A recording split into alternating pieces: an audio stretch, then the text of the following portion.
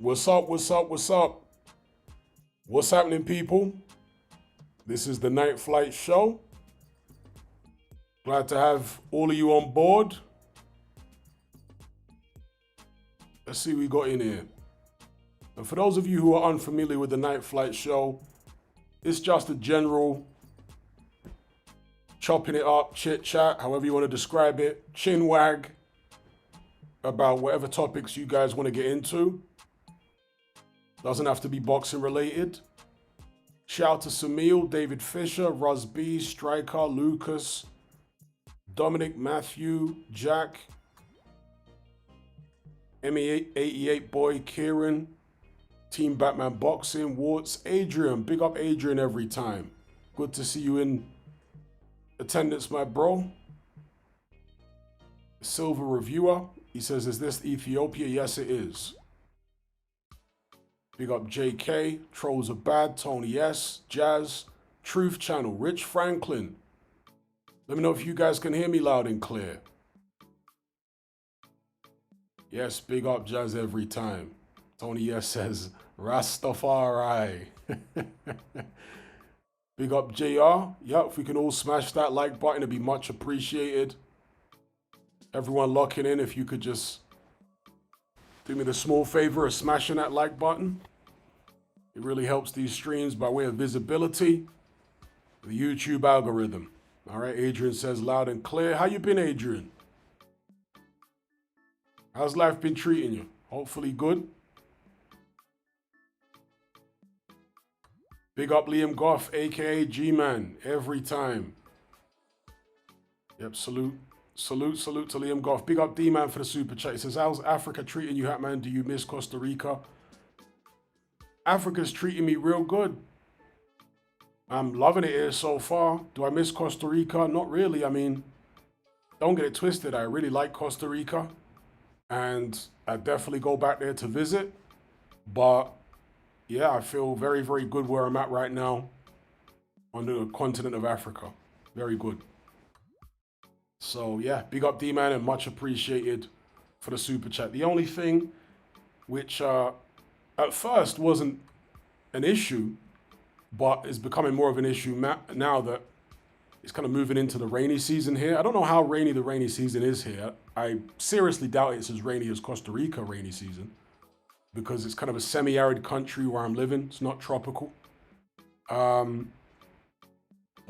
when I first arrived in Costa Rica, the mosquitoes were terrible, bro. Like, mosquitoes were tearing me to pieces.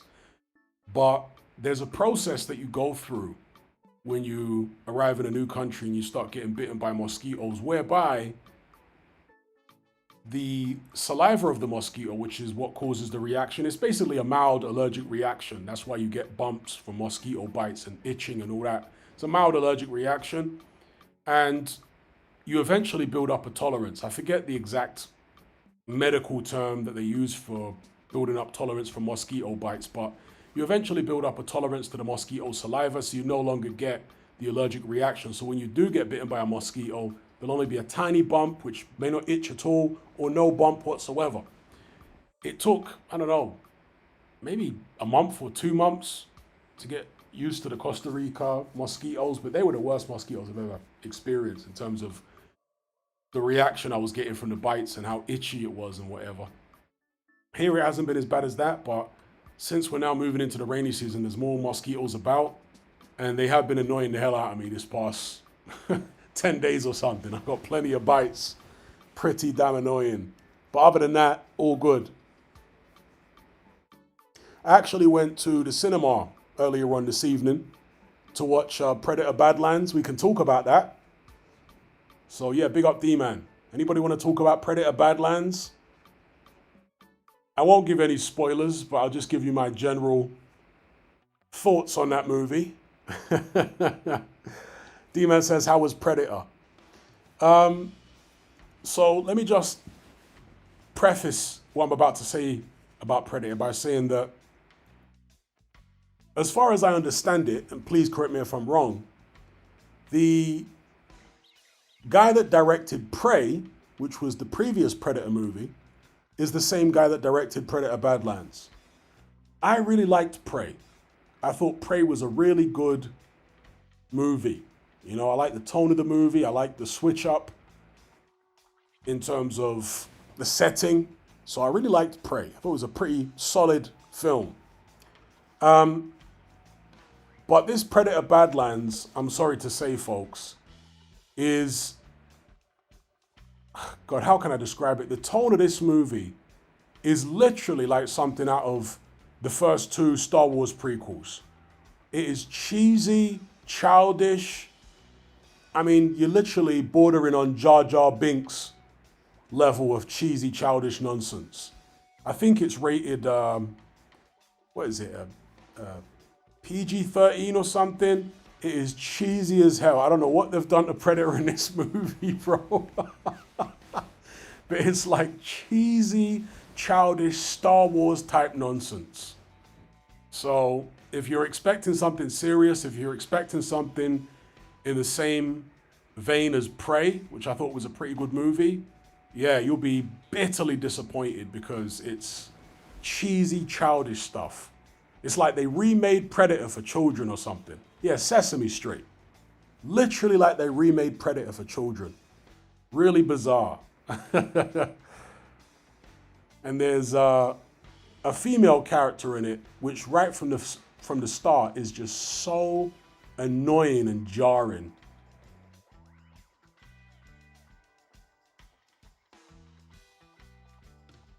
Carlton Palmer says, haven't seen the animated Predator movie, but it's supposed to be very good. Yeah, I think the same director also did that one, right? I haven't seen that one either.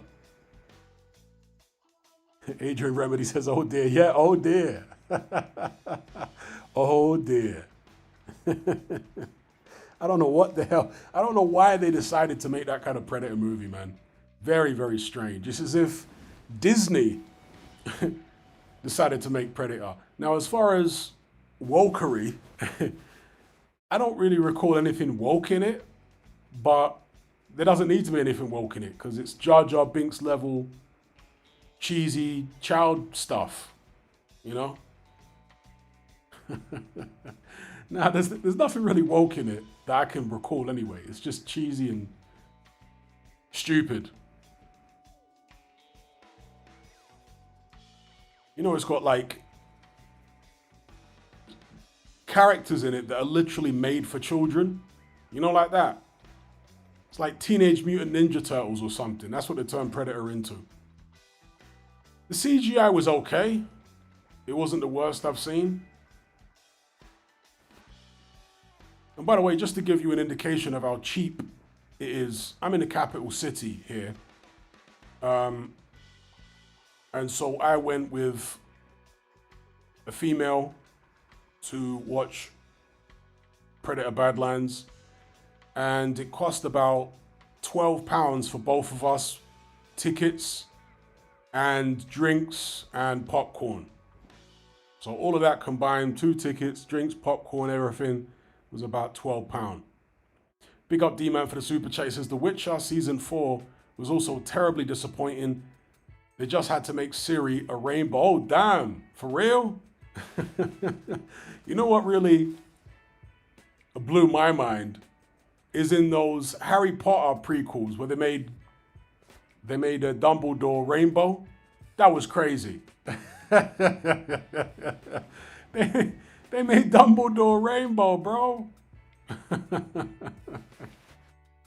What did they do to Dumbledore? Yeah, big up D-Man. Shout out to JR. He says, are you planning another Night Flight movie review special? That'll be good. Yeah, I need to build up some more movies, as in movies watched, so I can do a movie review special. Unless you've got another idea for the movie review special, rather than movies I've watched recently, it could be other stuff, like older movies or whatever.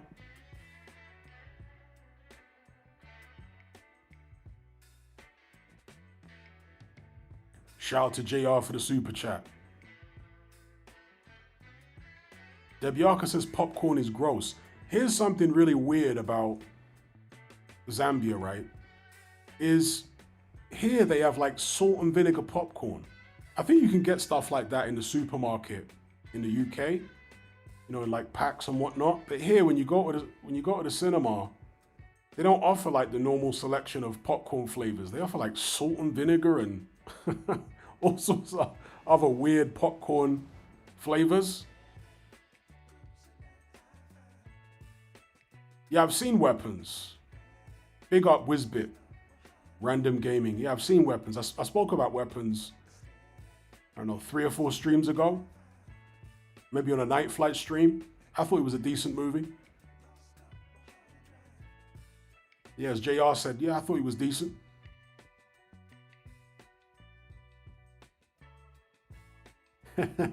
Jason says, need your Denzel impression. All right, okay. Ha ha. All right, okay. I'm not the greatest at Denzel. The best Denzel impression I've ever heard in my life is by the comedian Godfrey. He does a ridiculous Denzel Washington impression. Crazy. My man. Ha ha. All right, okay. Yeah, you and me, everybody has a horse. Big up Anthony YouTube. He says, headed to the gym, but enjoy your live stream. Big up Anthony every time. Much appreciated, my bro. All right, okay. Make a decision, make a decision. Yeah, Jay Farrell does have a good Denzel. He does, yeah. Jay Farrell's Denzel's good too, definitely. Striker says, my local cinema's playing Back to the Future tonight. Might go along to that. I love Back to the Future. And please, I hope that they never revive that series, Back to the Future, because it was so perfect the way it was. I hope they don't try to remake it. That'd be horrible. Obviously, Michael J. Fox has got Parkinson's, so he's pretty much parked up for the rest of his life. So it'd be unlikely they'd bring him back into the fold to reprise his role as Marty McFly. Ellis says, big up Hatman, how was the Predator film? It was pretty damn awful. It was like they remade Predator for children, literally. Cheesy Jar Jar Binks type characters and all that type of business. Yeah, bizarre. Adam says, new Predator looks decent. I can assure you it's not. The tone of the movie is literally like the first 2 Star Wars prequels, minus Palpatine. With Jar Jar Binks type characters, and the whole tone of the movie's silly and slapstick. It's unbelievable. The trailer's better than the movie. Ross B says, what's the local food like in Zambia? I've seen it on videos, but how do you find it? I love it. I find it great. I love the local Zambian food. Especially what, the home cooked meals I've been getting and whatnot. Amazing. Love it. YK Warner says, using that tone is an odd decision. A very odd decision. Very, very odd. Is it Band Taking says Prey was a lot better? Yeah, I liked Prey. Prey was good. Big up Strangingness. I'm all good, sir. How are you? And what makes it even more odd is that, as I understand it, the guy that directed Prey is the same guy that directed this movie, Predator Badlands. So why was the tone so totally different? Predator Badlands still had, an adult tone to it. Whereas this has got like a goofy, slapstick, literally Star Wars prequels type tone with Jar Jar. I'm telling you.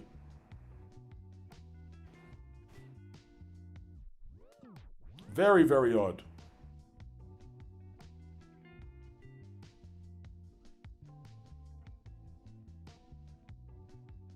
Yeah, I've seen the Green Mile a couple of times.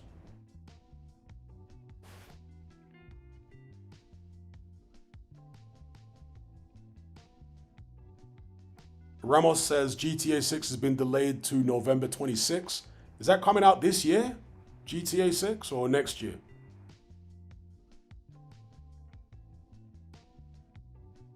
Rich Franklin says Joker 2 garbage. Yeah, I heard it was terrible. I didn't particularly like the first Joker, to be honest.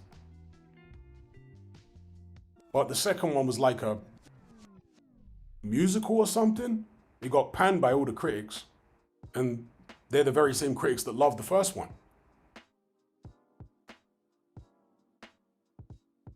Carlton Palmer says some of these movie franchises need to be put to bed for good, but always get excited for a new Predator or Alien.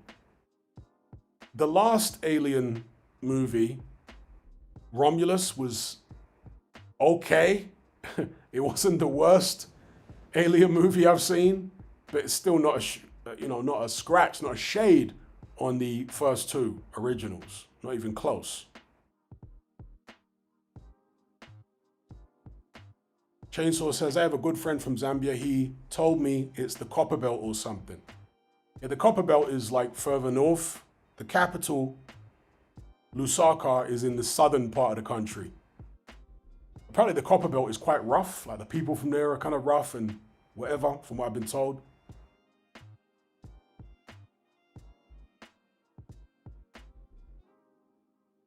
Big up Gaz with a super chat. He says, you watch Dan Hooker's Backyard Scraps, quick, entertaining New Zealand fights with no boxing politics, just guys wanting to meet in the middle and throw down. Yes, I did take a look at it. It's quite similar to some of those backyard scraps that they do in the United States. you know, in a lot of those southern states where they get local guys who want to give it a go. So yeah, I did take a look at it. And I'm all for it. Big up Gaz for the super chat.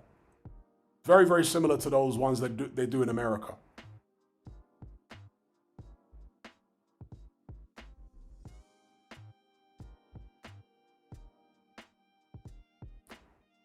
Ali says, what languages do they speak in Zambia? I mean, loads of different languages. They've got like 70 tribes or something, 72 tribes. So the main two languages are Bemba and Nyanja. Those are the main two languages that are at least spoken in Lusaka. In other parts of the country, there are different languages that are more prevalent, but in Lusaka, the two main languages are Bemba and Nyanja. Stranginder says, I heard AJ was training with Usyk. Imagine if he took him to the Eastern Bloc in the frozen tundras like Rocky IV to train for Fury.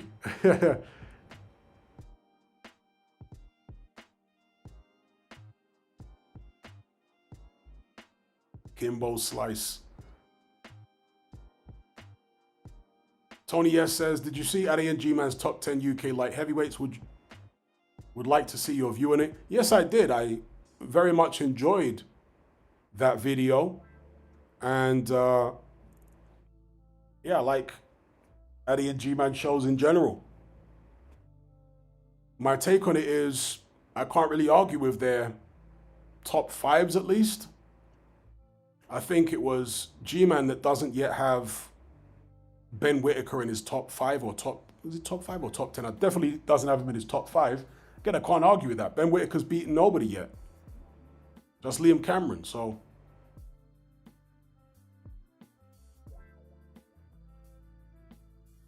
Big up Gaz, big up Anthony YouTube, big up JR D-Man.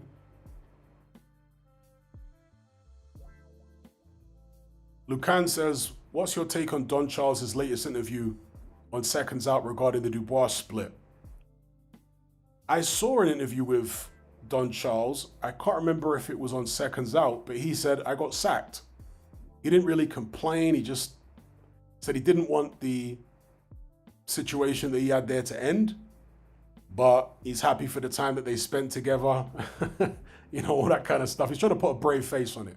Big up Mark Odell. Big up D-Man. He says, people don't realize New Zealand has a big street fighting culture. I still recommend the movie Once Were Warriors. I'm certainly not surprised that New Zealand has a big street fighting culture because of the fact that you have Maori and Samoans, right? And Maori and Samoans are a warrior people. And when I worked as a nightclub bouncer, there was a period when I worked in an Aussie bar chain, and there were loads of Samoans or Maori guys who used to come in there. And yeah, those guys are rough, bro. Those guys like to have a fight. And they're big. Well, you know how those Pacific Islanders are typically built. Big, strong, powerful guys. And when they go, they go. Do you know what I mean? When they go, they go. And a lot of those guys, those Pacific Islander guys, they're very, very nice when they're sober. But when they get a few drinks in them, it's like they turn into demons, bro. I mean, some of them guys. D-Man says they're not good with alcohol. Yeah, they're not good with alcohol at all, bro.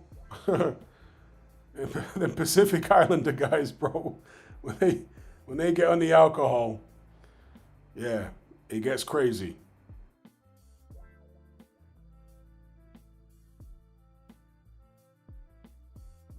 Well, big up D-Man every time. They're warrior people, you know? Indeed, Strangingness, the spirits called them to war.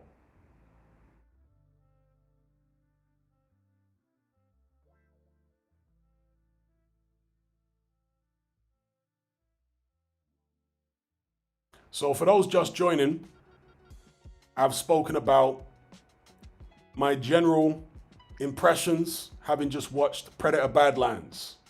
And the impressions are not good.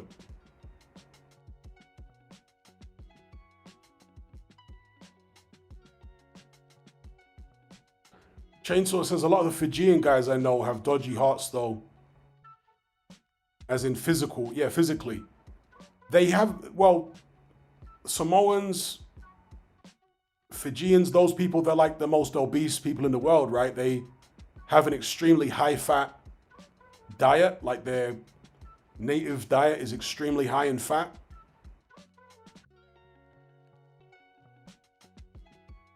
And since they're not doing all the physical activity that they used to do, when they were living in a more primitive fashion, when they were hunting, fishing, fighting with their various weapons and whatnot, since they're not partaking in all that type of activity, yeah, they're, I guess, still eating a high-fat diet and they're not burning all those calories.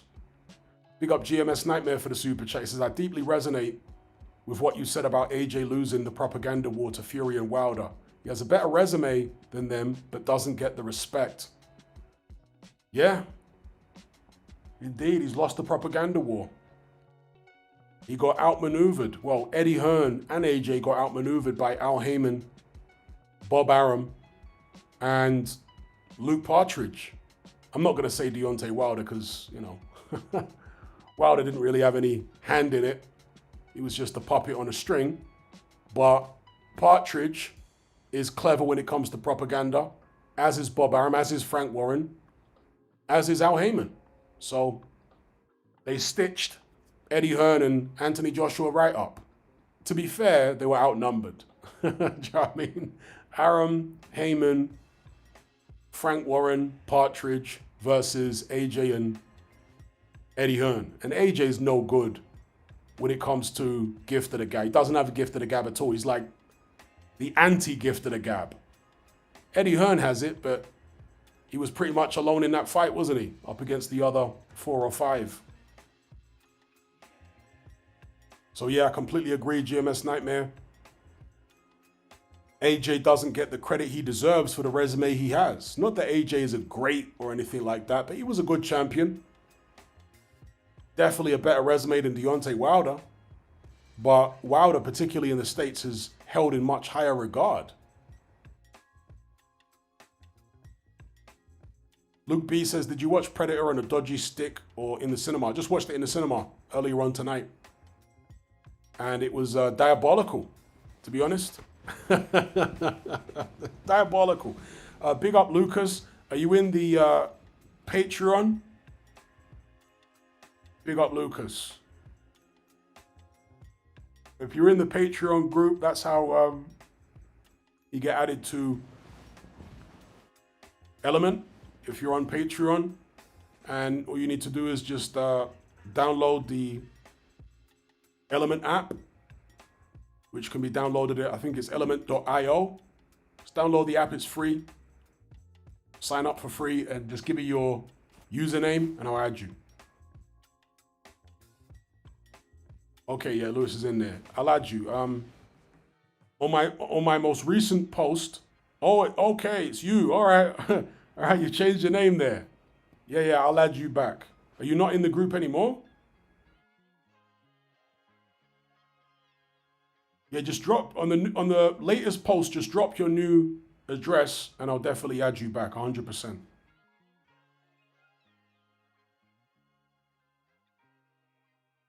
Black Dynamite says they use mobile pay out there, right? MTN, I think it's called. They use mobile money a lot here.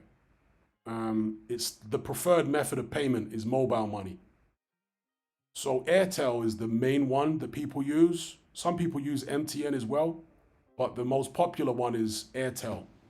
Airtel, I think, is a subsidiary of an Indian company. I think it's an Indian-based company that owns Airtel. I'm not sure about MTN.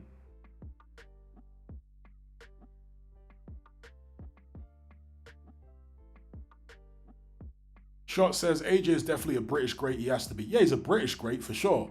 But in terms of like global boxing, I wouldn't necessarily class AJ as a great.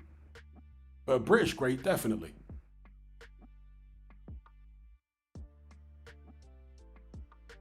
Big up GMS Nightmare. He says, are Bivol and Beterbiev top 5 light heavyweights of all time?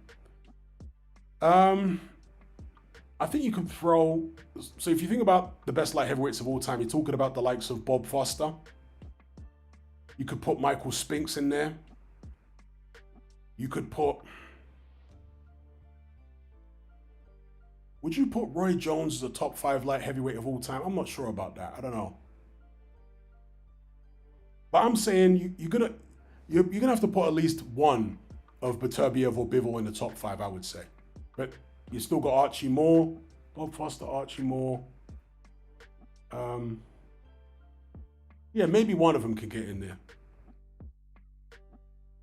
Big up GMS Nightmare. I rate Beterbiev and Bivol very highly.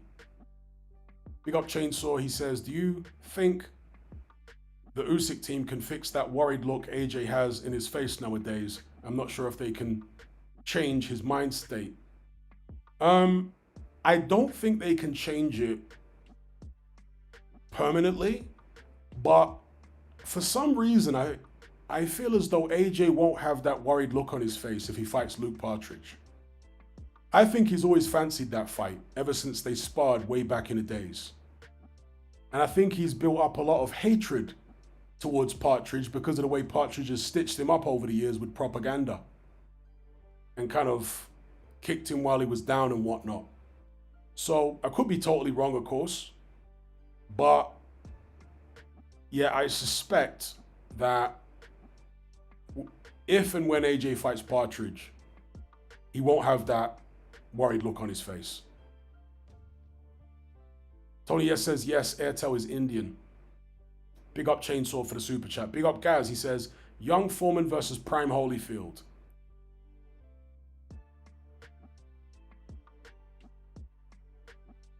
I'm still going Prime Holyfield, you know. I'm going Prime Holyfield. And I say that based on the fact that Young Foreman lost to Jimmy Young. Right? He didn't just lose to Muhammad Ali. He lost to Jimmy Young, and Jimmy Young beat him well.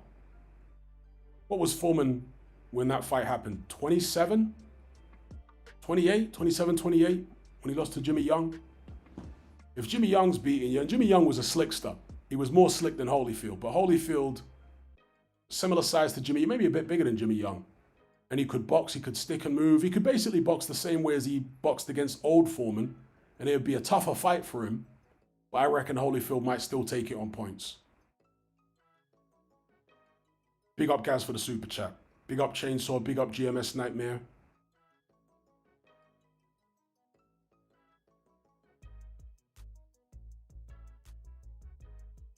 Big up Lucas Lewis. I will add you, my bro. Hold tight. Jorge says, the zone is a scam. Yeah, I just watched the G-Man video right before I started this stream where he's talking about the new top tier DAZN subscription. What do they call it? It's not the God tier. The ultimate tier, I think it is. And according to what G-Man said in the video, it's going to be something like $23.99 a month. And for that, you get a minimum of 12 pay-per-views a year. I don't know how to feel about that. On one hand, it's a good price if you're going to get 12 real strong pay-per-views a year, right? As long as you get a bunch of other non-pay-per-view content. Otherwise, it's just like paying for 12 separate pay-per-views. Because the pay-per-views are that price anyway, right? They're 24, 25 pounds. So you have to get a load of other content worth watching as well as 12 pay-per-views to make that tier worth getting. And it's also kind of concerning that they're looking to do that many flipping pay-per-views.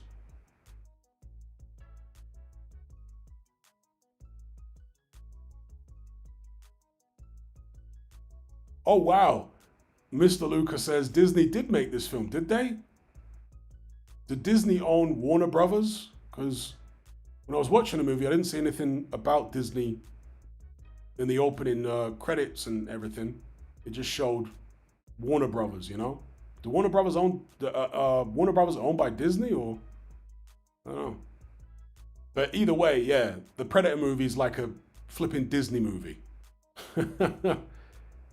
It's like a Disney movie, bro.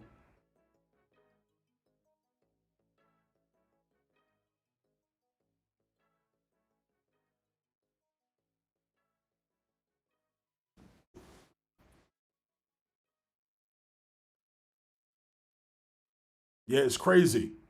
Mark says the Zone went from claiming to destroy pay-per-view to having more than ever, and probably more than anyone. You know, if they're saying they're going to do 12 pay-per-views, a minimum of 12 pay-per-views a year, that's literally a pay-per-view every month.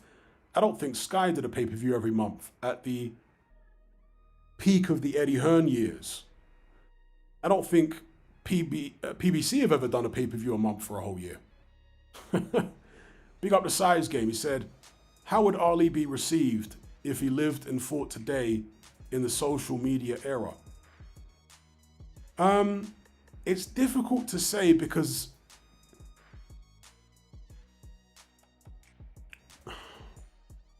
the context in which Ali rose to prominence in the 1960s is very different to the context now. The zeitgeist is different. So Ali wouldn't have necessarily been talking about the same things today, if he was around today, that he was talking about back then, you know? You look at a guy like Ali, his personality type. He's a brash, alpha male, you know, cocky, loudmouth, funny type of character. What would he have gravitated towards today?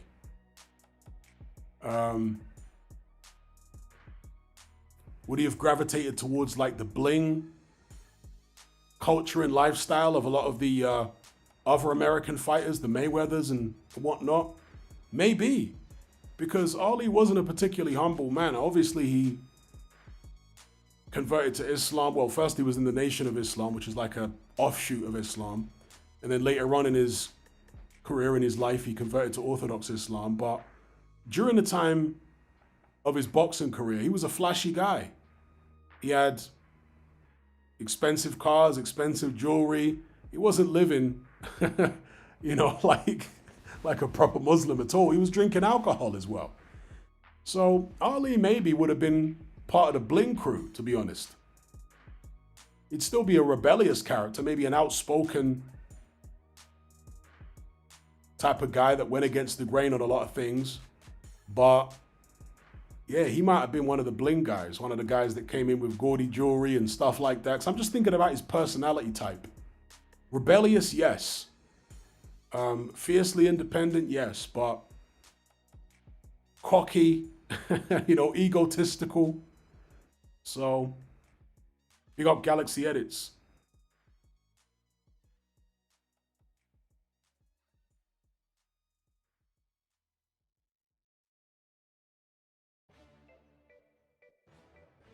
Rich Franklin says Ali will probably be hated.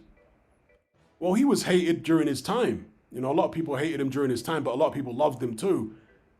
The thing with Ali is that he was so charismatic. And I forget which writer or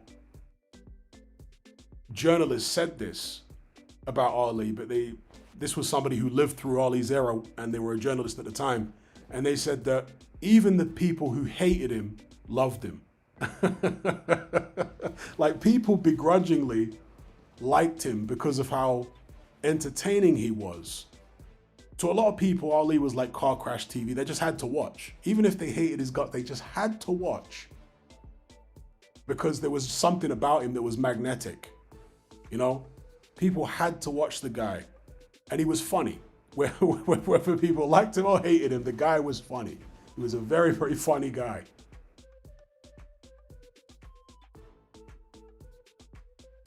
There you go. As Chainsaw said there, if someone can make you laugh, it helps. It's like Trump. I don't like politics at all, okay? And I don't trust any politician, Trump included. And I don't like a lot of the things that Trump does and, you know, associations he has. But Trump is funny, bro. It is what it is, yeah? It's hard to watch Trump and not actually laugh. Trump is great bands. It is what it is. He's great bands.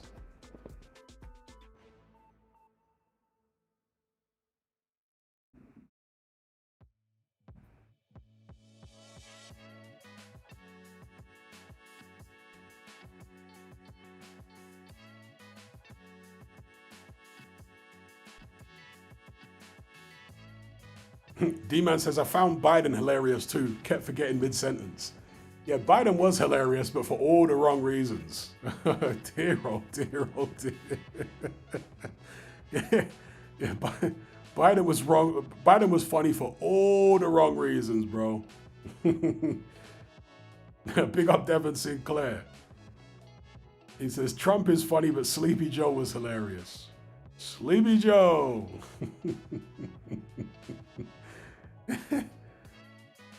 Mark Odell says they are all actors, Hatman. I agree.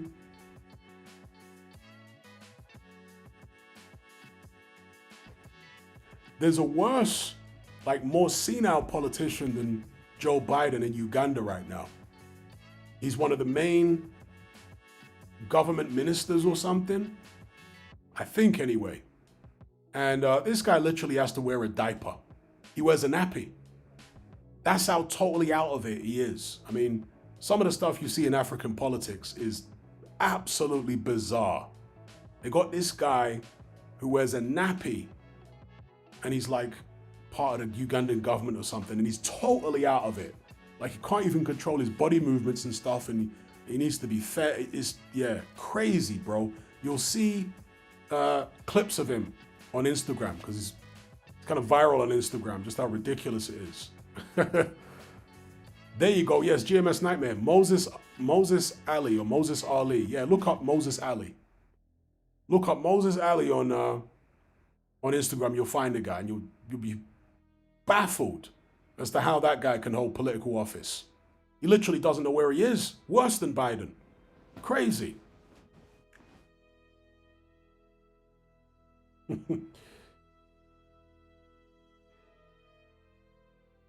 There you go. GMS Nightmare says, yes, Moses Ali in Uganda. He is senile, still running for office. I'm telling you, it's one of the most bizarre things you'll ever see.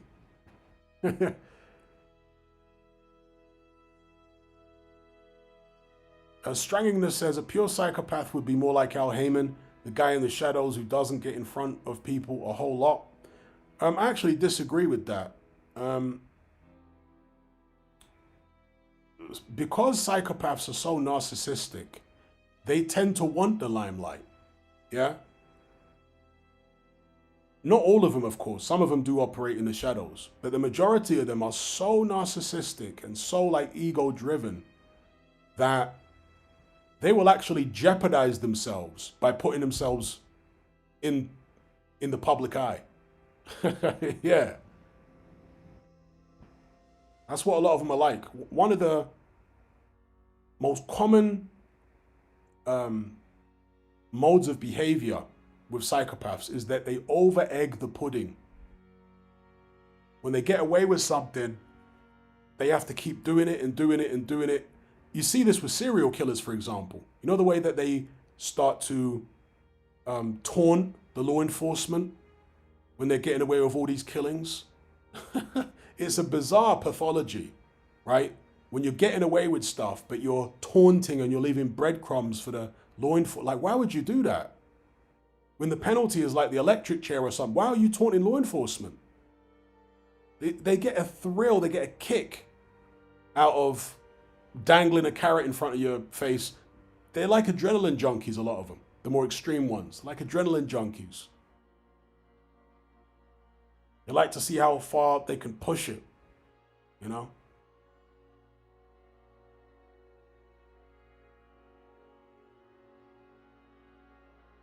Strangener says, that's more of a narcissist. Well, all psychopaths are narcissistic. Narcissism is just self-obsession. That's all narcissism is. Somebody that's self-obsessed. And so psychopaths are all narcissistic.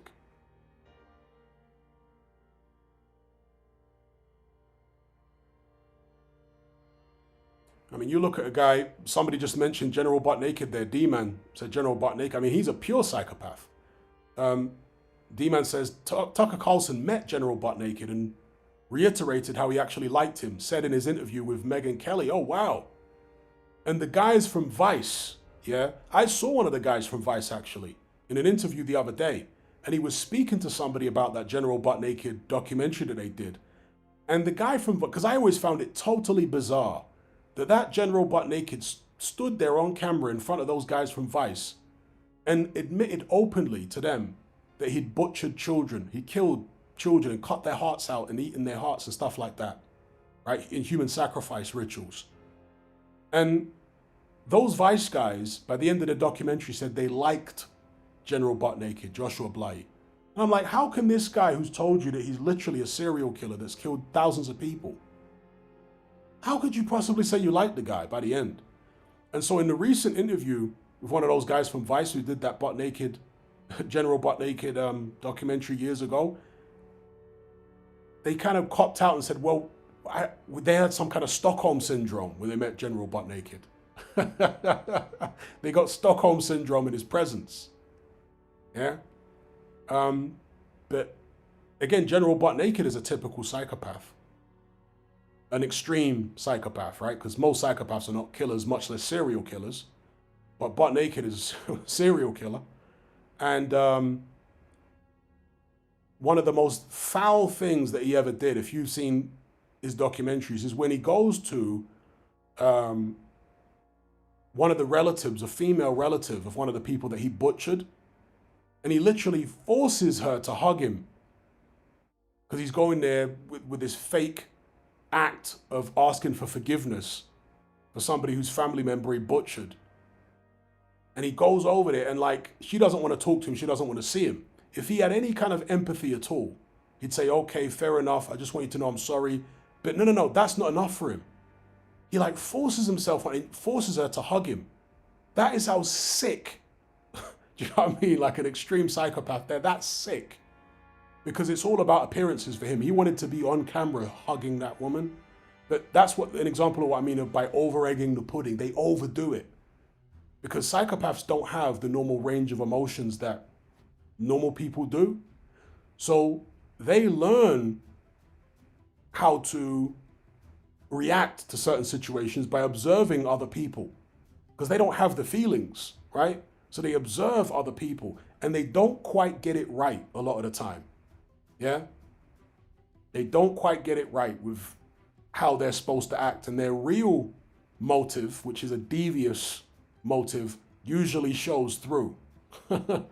So there's one of those General Butt Naked documentaries where he's talking about all the stuff he used to do. And he says, at one point, I used to enjoy putting people in pain. You know, he's talking about when he used to torture people to death and stuff. And when he's saying, I used to enjoy putting people in pain, he's got a smirk on his face. They call that duping delight or duper's delight, where he's thinking about all of the horrible stuff he's done and he's smirking about it because he's gotten away with it and there's nothing that anyone can do about it. Yeah. And And as an extreme psychopath as he is, what does he do? He doesn't hide away anywhere. No, he's on social media. He's a preacher that has a congregation and takes tithes and all that kind of stuff. He's not hiding away.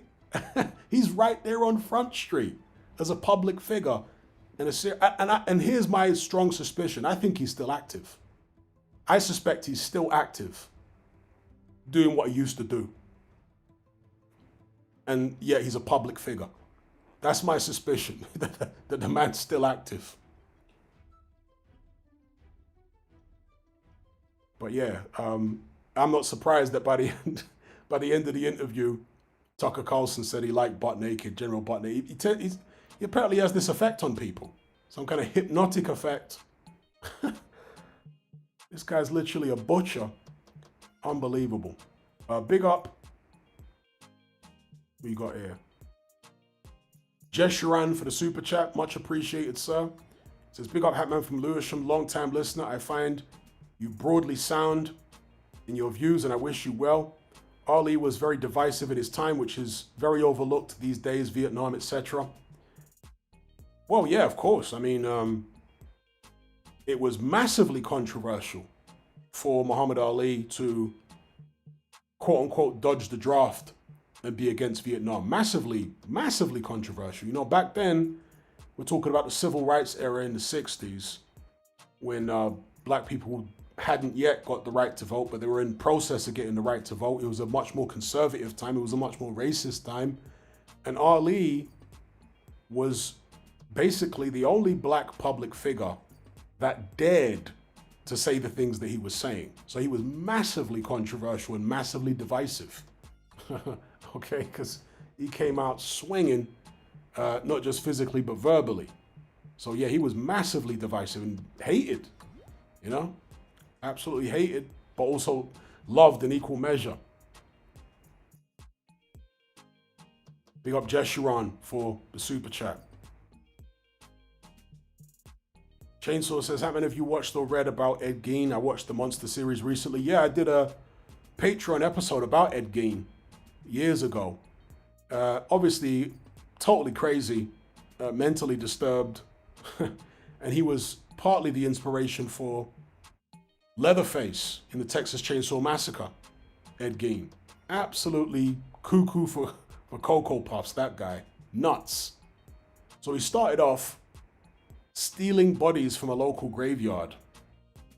And then he progressed to actually unaliving people. And he was making furniture out of human skin and bones and other body parts. Absolutely nuts. Big up Matt for the super chat. He says, I think Virgil Ortiz is going to get knocked out by Lubin. Just got a feeling. The boxing gods are speaking and it will make sense honestly. Now, while anything is possible in boxing, and big up Matt, I would personally be astounded if Virgil Ortiz got knocked out by Erickson Lubin. I don't think Erickson Lubin is very good.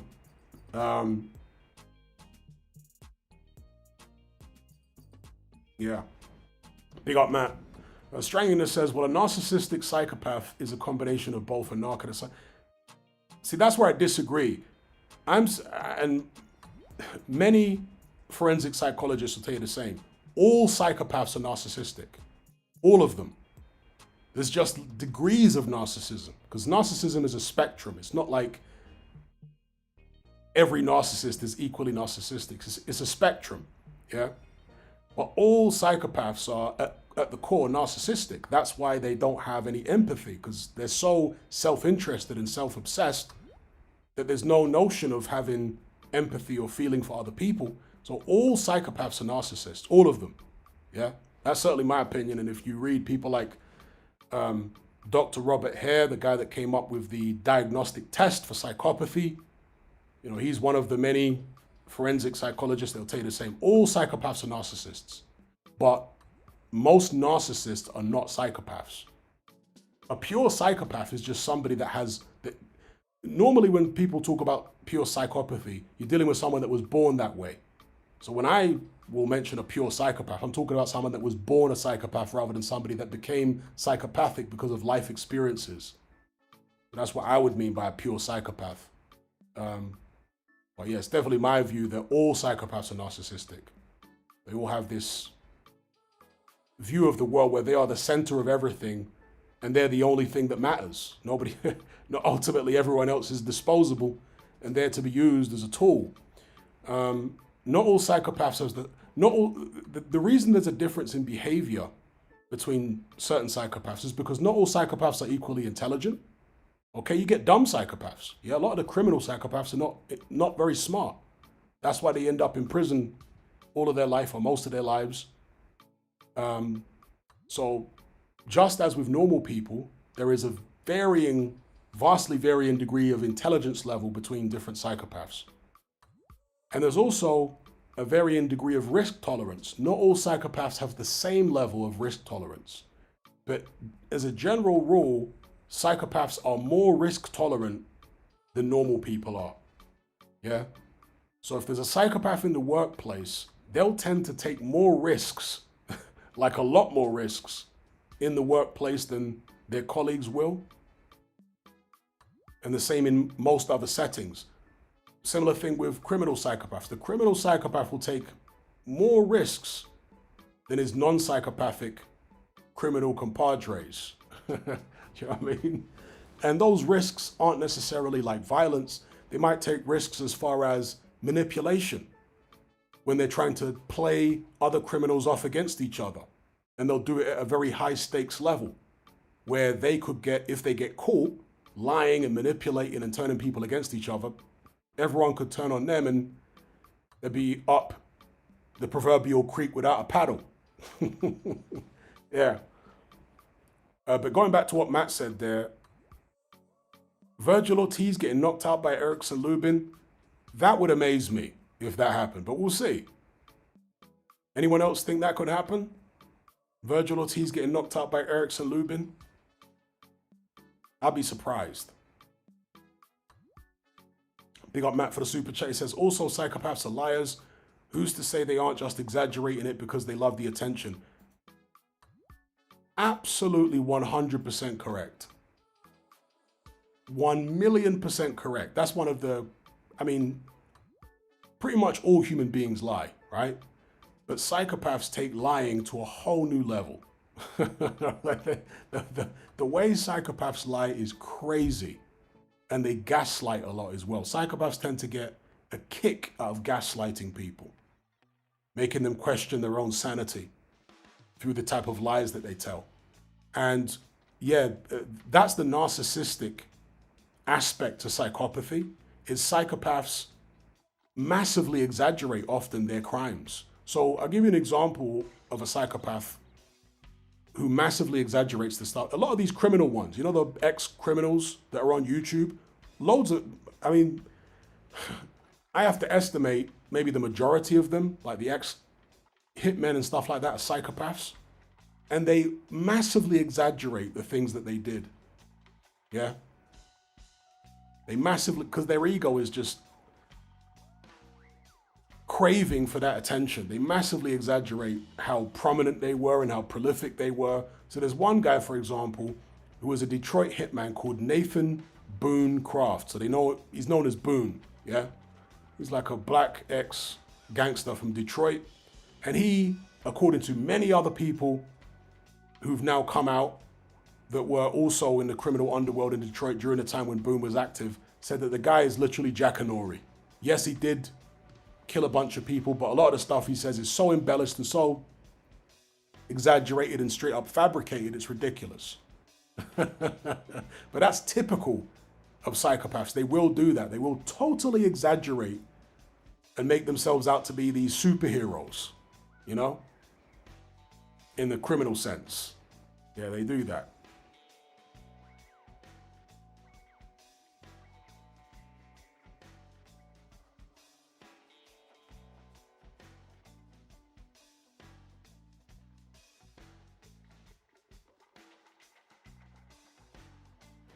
Yeah, strangling the way that you're using this term, a pure psychopath, I've never heard personally any psychologist actually use it in that sense. When they talk about a pure psychopath, they're talking about somebody that was born a psychopath. They're not saying that a pure psychopath is not narcissistic.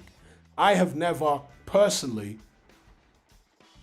studied a psychopath or come across a psychopath who wasn't narcissistic. The ones I'm aware of, the ones I've looked into, they're all narcissists, all of them. Because that is what it takes to be that callous and have no empathy, is you have to be totally self-centered. So, yeah, in my opinion, and again, most of the clinical psychologists I've read and whatnot, they'll tell you the same thing, that all psychopaths are narcissists, all of them. It's just degrees, it's just the extent of the narcissism. Some are more narcissistic than others, but they're all narcissistic.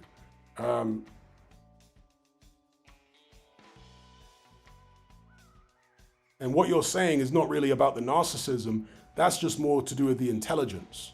Some psychopaths are more intelligent than others. The more intelligent ones won't allow their narcissistic drive to give the game away. Yeah, some of them have more self-restraint, that they won't allow that deep narcissistic drive they have within them to push them out into the public eye where they could get caught. Some of them are smart enough to say, okay, let's dial it back a bit. Yeah. Some of them are just smarter than others.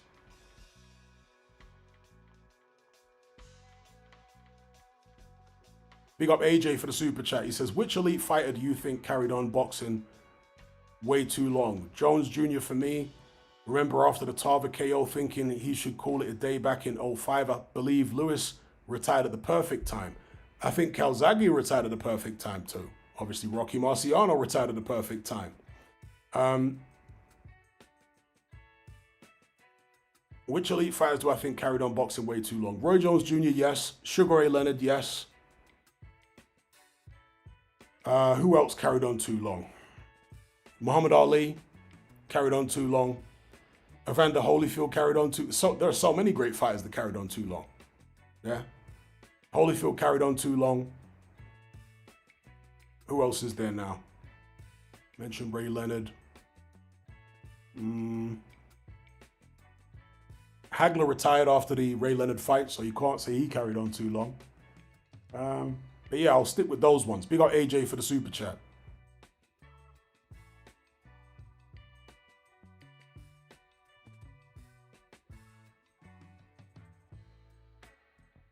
Big up Jeshuran for the super chat. He says, Heyman, Aram, Warren, King were not if psychopaths were prepared to do what it took. Her not so much does the trait transfer across generations. I mean, there's no, as far as I'm aware, proof that psychopathy can be hereditary. But I suspect it can be. I suspect, you know the way that you can breed character traits in dogs? Yeah? If you want certain character traits in a dog, through selective breeding, you can breed those sort of traits. They won't come out in every single pup in the litter, but you've got a higher chance of those desired character traits being found in at least some of the pups in the litter if you're breeding them in that direction. And my suspicion has always been, with a lot of these dynastic, elitist families, royal families even over the centuries, psychopathy has been a trait that some of them have actually tried to retain and breed into their bloodline. And they'll actually pick, offspring and marry them to other people based on character traits. And I think that, again, for some of these elite families and whatnot, elitist families, royal families over the centuries, they've wanted psychopathy, especially in centuries gone by when rulership was a lot more brutal, right? Where they still were off with his head and hanging, drawing and quartering people. They didn't want offspring who were going to be squeamish or going to have compassion. They wanted offspring that would be brutal and ruthless. So if they could achieve that through selective breeding, then my suspicion is that's what some of them were actually doing. So I think you can increase the likelihood, I suspect anyway, you can increase the likelihood of producing psychopaths in your bloodline if you breed in that direction.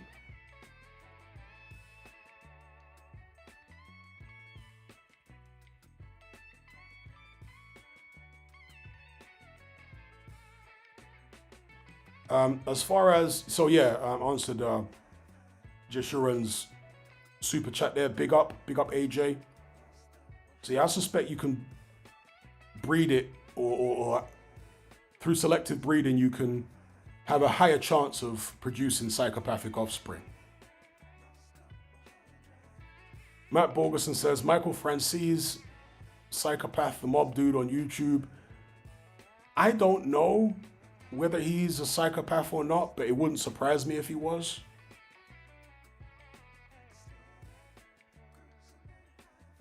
Big up Matt for the super chat. He says, if you don't know, psychopathic babies don't cry. Well, the study of psychopathy in children is extremely controversial. Yeah? Extremely controversial.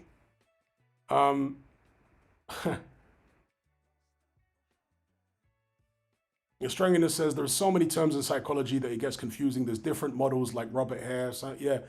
And that's why psychology is not classed as a real science, because there aren't standardized terms. People use terms in different ways. So, for example, sociopath,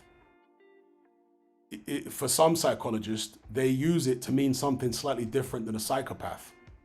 Whereas other psychologists use those terms interchangeably. They say a sociopath and a psychopath is the same thing. So yeah, there are many different schools of thought in psychology and different interpretations of the same terms, so on and so forth. So yeah, it is a bit of a mess.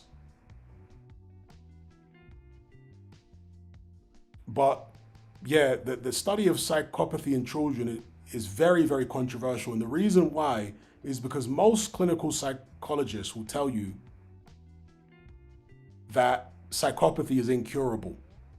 If psychopathy is incurable, then if you then label a child as a psychopath, you're basically condemning them. Do you know what I mean? And that's why it's controversial. That's why people see it as like very dark to think that you're condemning this child to be like evil, basically. So it's very, very controversial, and people tread lightly around that. Around psychopathy in children. They tread very, very lightly. Big up Fight News over there at ATL. Matt Borgerson says, Anthony Hopkins is 100% a psychopath. LOL. You know what, right? He's obviously a great actor. I can't say he's a psychopath, but I tell you what, he plays an incredibly convincing psychopath, doesn't he? That Hannibal, and sometimes I do ask myself that question. Another person who played a fantastic psychopath was Jake Gyllenhaal in Nightcrawler. Anyone seen the movie Nightcrawler? Jake Gyllenhaal plays basically a non-violent psychopath, a more typical kind of garden variety psychopath that you might meet in the workplace. And he does commit some acts of violence, but he's not like a serial killer or anything, right? And one of my theories as to why serial killers, not all serial killers, right, but some serial killers at least, my theory as to why some of them become that way is because they were born psychopathic, but they also had very, very rough upbringings. So you've got someone who's innately psychopathic, they've got no empathy, just that's the way they were born, that's the way they're wired.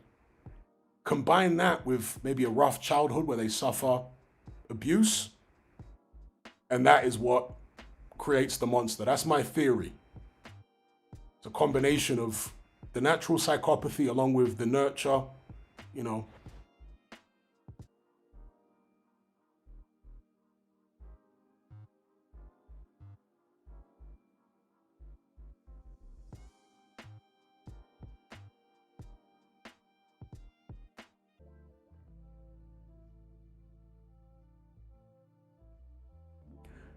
All right, should be back, peeps. You guys hear me?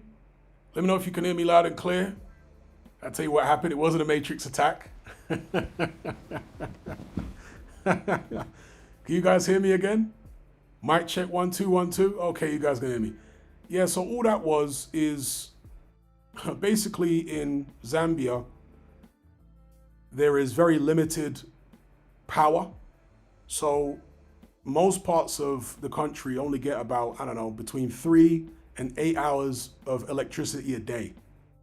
And so where I live, there's backup. There's a solar backup and also a gasoline generator. So the setup that I've got here, when the power comes on from the grid, it automatically switches from the solar system to the grid system. And when that happens, it knocks out the power for like literally 1 second. And therefore the internet goes off, so on and so forth. So I had to reconnect to the, I just wait to the router, booted back up again and reconnected. So that's all that was.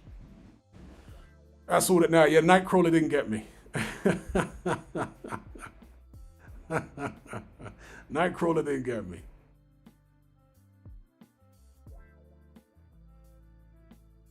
But yeah, big up Danny, buenas noches, indeed. Some of these actors, like Anthony Hopkins and like Jake Gyllenhaal, are so convincing that I do sometimes ask myself the question, are they too convincing to not actually be psychopaths themselves? You know, like that. Like someone's acting is so convincing as a psych, you're like, is that guy actually a psychopath in real life? You know? Are they actually a psychopath in real life to be that flipping convincing? Because you look at Anthony Hopkins' eyes, even in interviews, his eyes are scary, bro. In normal interviews, Anthony Hopkins has got them scary eyes. Like he is actually a serial killer or something. And Jake Gyllenhaal has those kind of dead psychopath eyes as well. So, I don't know. Maybe they're just amazing actors, but...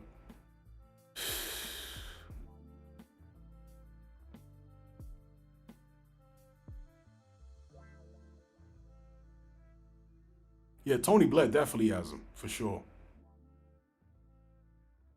Yeah, I've seen The Machinist with Christian Bale. I mean, talk about dedicating yourself to your craft.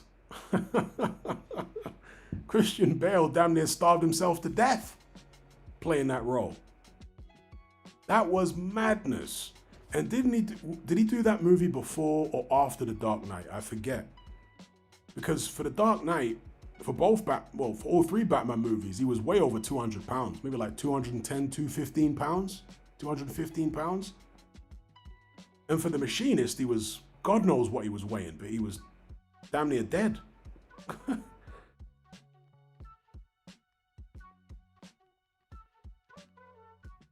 Okay, it was after The Dark Knight. So he had all that muscle on during The Dark Knight. He might have weighed 215. And then he got down to what do you reckon he weighed for The Machinist? 140 pounds? It was something crazy, I'm telling you. He even shocked the director and the producer and all the people that were involved in making that movie when he turned up on set the first time and there was nothing of him. Cobzilla says 143 pounds. Yeah, that is crazy, bro. Some of these actors are actually sick in terms of how dedicated they are to the craft, because the man literally damn near starved himself to death. The willpower that it would have taken, crazy. Oh, wow. Matt Borgerson says, I wonder why Hopkins' daughter wants him dead. Is that right? His daughter wants him dead? The mind the mind boggles, bro.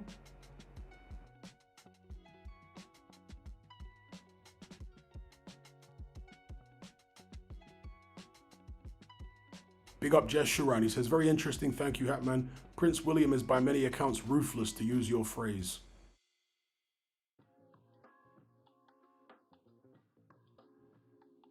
Method acting indeed, yeah.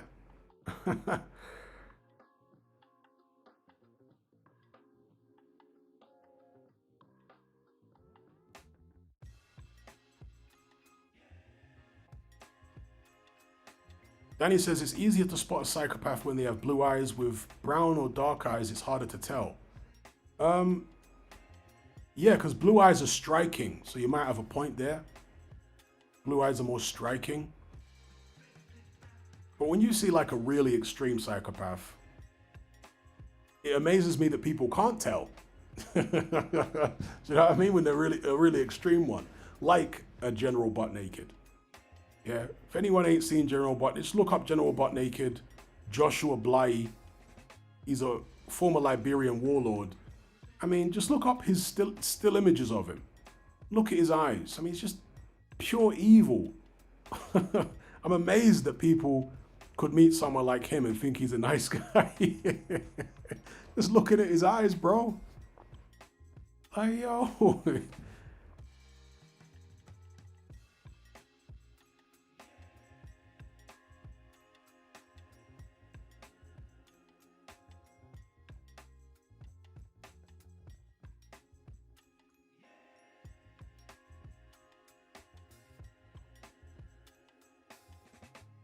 Mr. Luca missed the super chat. Excuse me, pardon me. Let me try to scroll up and find it.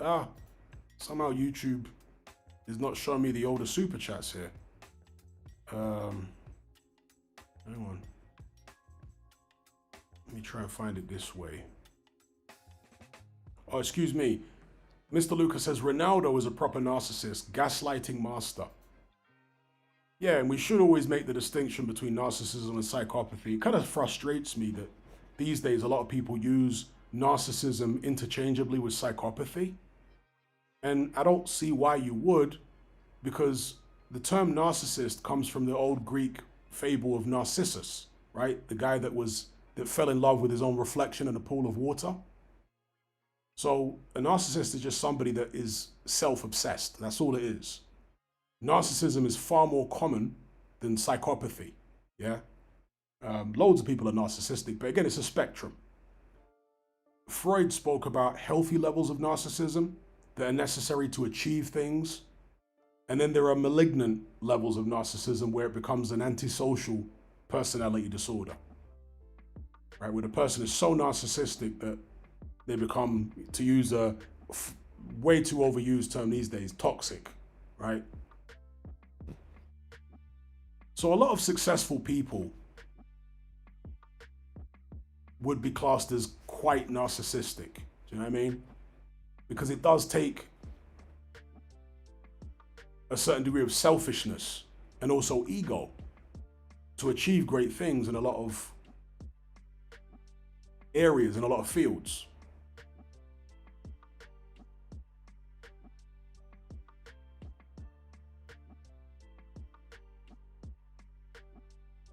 Big up Adam Fawkes for the super chat. He says, "Would you rather watch for what would you rather watch for a good laugh? Palpatine compilations or them funny African TV shows?" I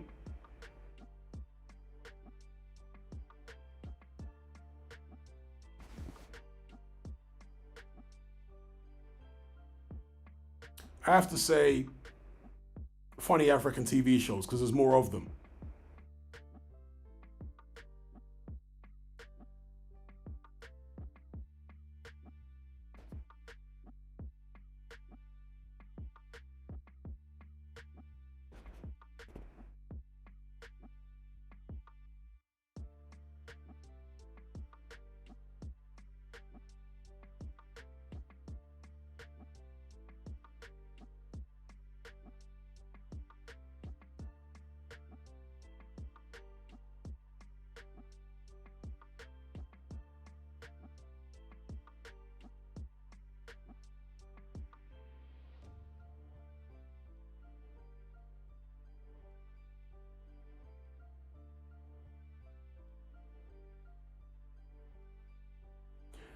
Jeshuran says an element of narcissism is a prerequisite to success.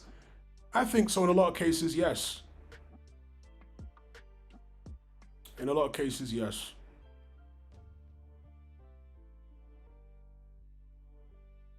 Yeah, I really don't see separation between, as I've stated before, narcissism and psychopathy in the sense that You can. I don't think you can be a psychopath if you're not a narcissist. I don't think that's actually possible, in my opinion. I think that all psychopaths are narcissists, all of them. What I've seen some psychologists say is that basically narcissism is the gateway to psychopathy. So the more intensely narcissistic you become, the closer you are getting to being a psychopath.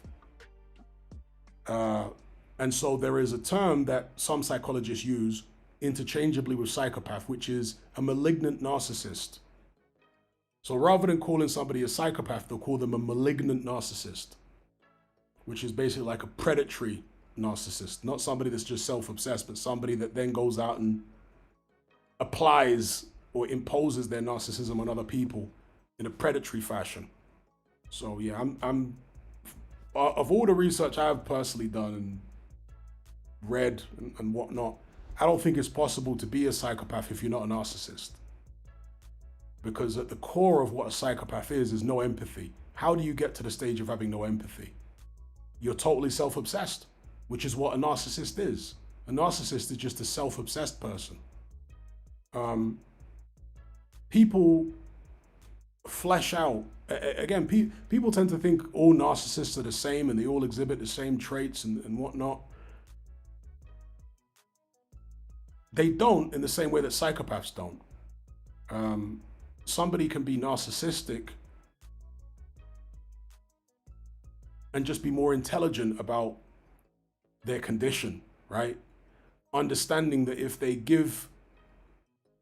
too bold in their narcissism, it could be self-defeating. And the same with psychopaths. Some psychopaths are just a lot smarter than others. And they understand that, if they push the envelope too much, they're not going to achieve their goals. It's like Ted Bundy. Ted Bundy was intelligent, but he wasn't intelligent enough to contain his murderous urges. That guy kept pushing it and pushing it, even after he escaped custody. I think it was twice. Back then, you could move to another state and disappear because the level of communication between different law enforcement agencies in different states was so poor back then that you literally could be a serial killer in one state, pop up in a different state in a different part of the country and live happily ever after.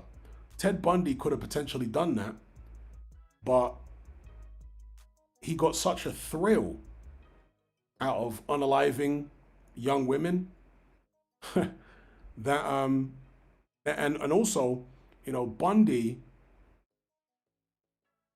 and this is the case with a lot of the extreme psychopaths, he thought he could get himself out of every situation. That's why he fired his legal team. When they eventually caught him, represented himself. And a lot of the stuff that he said in court was just cartoonish. But he really believed that he could talk his way and gaslight his way out of every situation. Because he'd done it so many times, Even a couple of days before his execution, he was trying to gaslight his way out of it.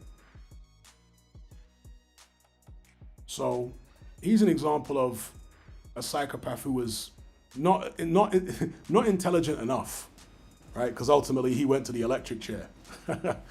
Whereas the more intelligent ones in the shadows who walk the halls of power, they don't put themselves out on Front Street to the same extent.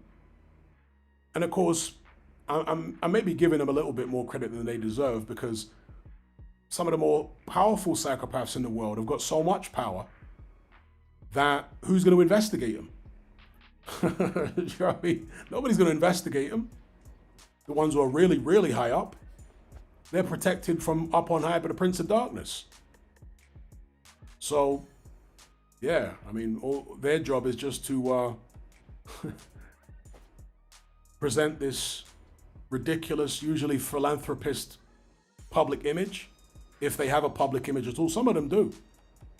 Yeah. When you look at, not that he was close to the top of the pyramid or anything, but Jimmy Savile was probably a psychopath. And he was right there in the public eye while he was doing all those crimes at night. You know, he was moonlighting as some kind of insane predator, right? And during the daytime, he was a kids' TV presenter.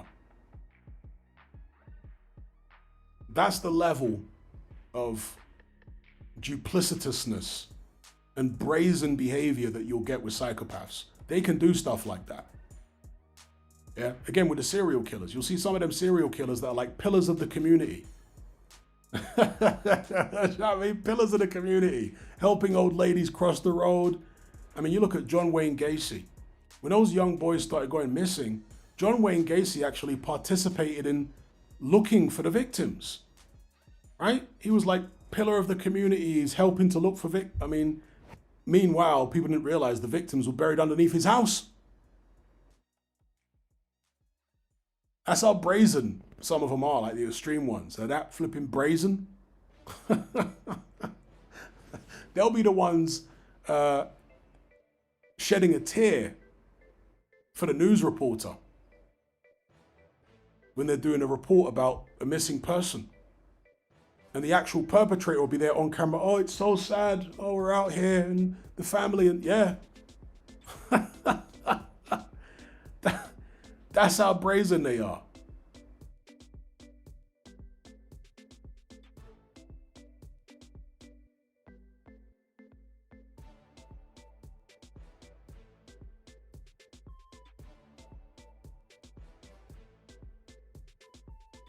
Then he says Bundy was very intelligent. He represented himself in court. Yeah, but he didn't represent himself in court very well because he got convicted. Bundy was intelligent, but not intelligent enough to get away with his crimes. That's the point.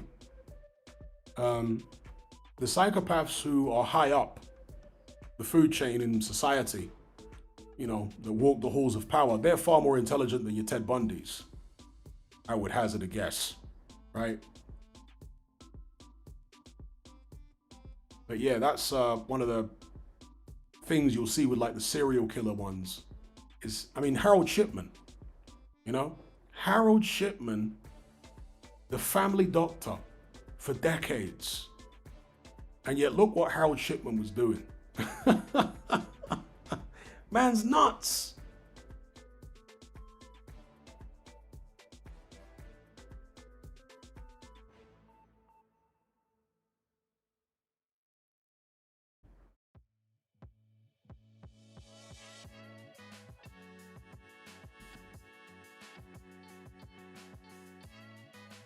And you do wonder, you know, because Harold Shipman was getting away with what he was doing for so many years.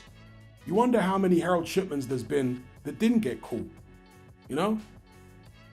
How many Harold Shipmans has there been that did not get caught? Because surely there's been some. Like just by, you know, statistical probability, there's going to have been Harold Shipmans who didn't get caught.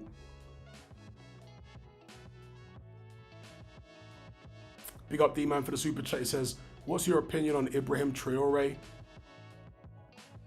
I don't trust politicians, including Ibrahim Traore. He just seems too, I mean, there's certain things I don't like about his politics. But in terms of the stuff he says about, you know, I don't think he would be in the position he's in unless more powerful players on the global stage were allowing him to be in that position. Let's just put it that way.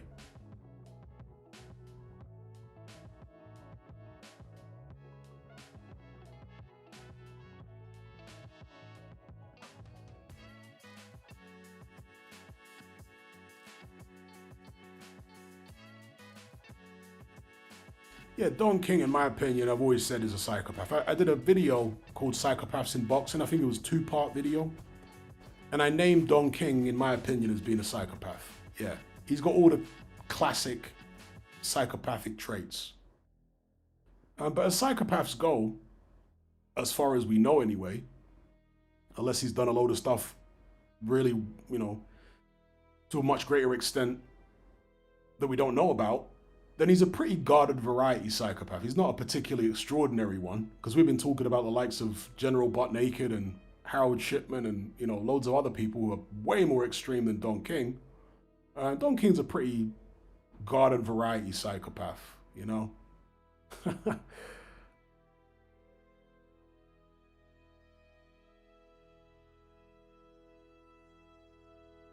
And one of the things that not all psychopaths have, but it's more common in psychopaths than in non-psychopaths, is psychobabble, word salad. One of the tactics that psychopaths will use when they're cornered is to try and word salad their way out of the corner. Yeah, they'll just come out of all this psychobabble. And that is exactly what Don King does. Don King has like memorized a bunch of little buzz phrases, yeah, and he'll string them together with a bunch of loosely connecting babble. In there will be something like only in America and freedom and justice and liberty for all and all that stuff, and he'll just babble it all together, barely coherent, yeah? And that is one of the things that psychopaths will often do when they're cornered or when they're close to being caught, is they'll go into this psychobabble to try and bamboozle you. And because Don King is basically senile now, his psychobabble is even more psycho and babbly than it ever was before. Any of you heard Don King talk at a press conference over the past few years? It's actually funny. He'll come out with freedom and justice and equality and liberty for all and only in America and this and that, and talk about the troops and supporting Trump.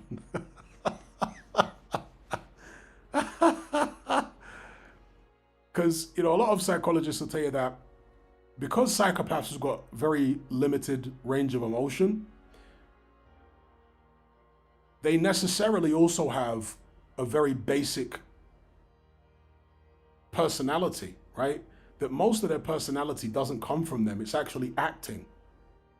They're copying behavior, speech patterns and stuff like that from other people. Because the psychopath is actually empty inside.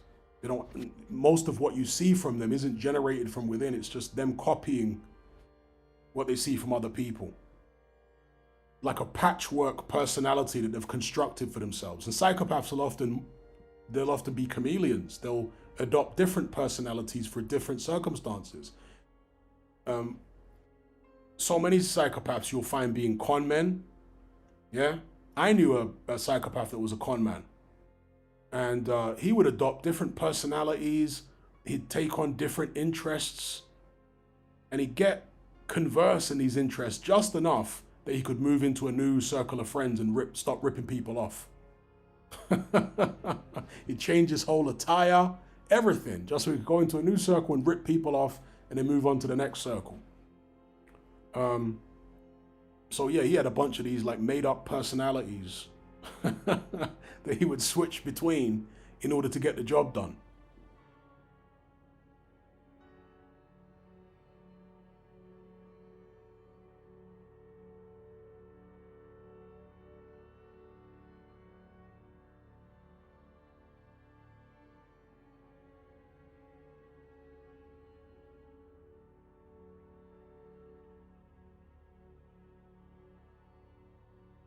Yeah, Don King with his little flag, stars and stripes.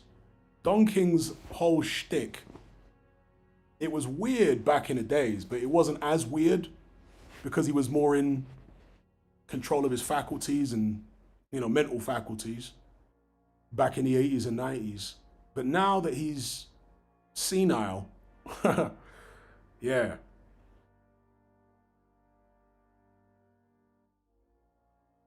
Andy Hall says, I always felt Lennox Lewis went easy on Don King. Well, Lennox Lewis was never a Don King fighter. That's probably why he went easy on him, because he never had any. He was never on the sharp end of a Don King contract. Lennox Lewis was promoted by the Doovers in the United States, and he was promoted by Panos Eliades in the UK. So he was never a king fighter. Obviously, he fought king fighters, but he was never under contract with King as one of King's guys. So he never felt that sharp end of the stick.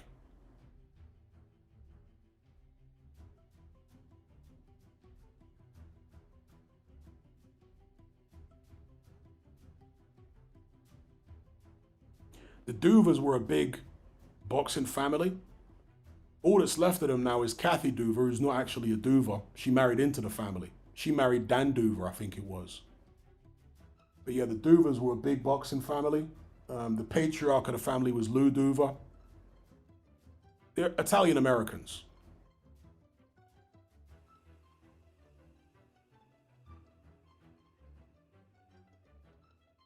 Andy Hall says, I mean, he never pulled him up publicly for trying to do him over. Yeah, because he was never signed to Don King, so Don King never really got the opportunity to do Lennox Lewis over. And say Lewis was signed to the Duvers. The Duvers were his American promoters. Dan Duver, Dino Duver, Lou Duver. I don't think Kathy Duver was even part of the business back then. I think it's only... Was it after Lou died? Was it after her husband Dan died that she became part of it? I can't remember now, but yeah, that's who promoted Lennox Lewis in the United States, the Duvers.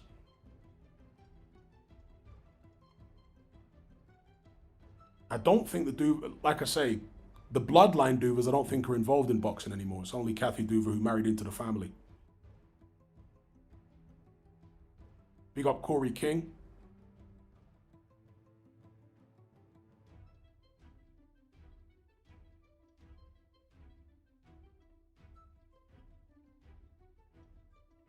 Yeah, it was Lou Duver who had a heart attack. I think it was a heart. He fainted or collapsed anyway at the riot after the first Bo Galata fight. He had to be stretchered out. Linkage says, was Lewis promoted well or badly? I would say Lennox Lewis was promoted well under the circumstances. Yeah? Because Lennox Lewis wasn't the easiest sell in the UK. Because here we have a guy who, okay, he was born in the UK, lived in the UK till the age of 12, then he left for Canada. And when he came back in his 20s after winning the Olympics for Canada, right, came back to the UK, he had a Canadian accent.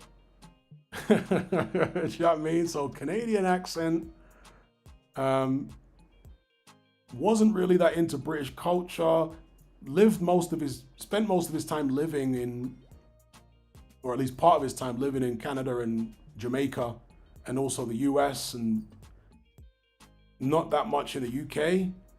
So it's kind of a hard sell. And at the time there was Frank Bruno, who was wildly popular, right? So how do you promote a guy like that in Britain? Obviously they had to go for the Frank Bruno fight to try and gain more popularity, but it really didn't. Because there was nothing controversial about the Bruno fight. Lewis won it fair and square. But the narrative was Lewis was lucky. He landed a lucky punch in the 7th round and he was behind on the cards and Bruno was going to do him. So it didn't have the desired effect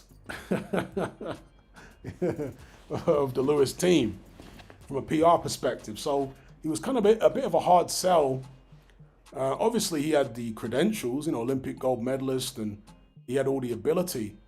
But outside of the hardcores, how are you going to sell a guy like that? The hardcores in the UK were fans of Lennox Lewis, yeah? But the casuals were really not a fan of him at all. They couldn't relate to him. Again, Canadian accent, didn't come across as British, and Frank Bruno did. So I think they did as well as they could with him under the circumstances. And in America, America was so hostile back then towards not just foreign fighters, but specifically British fighters, and even more specifically than that, British heavyweights. I'm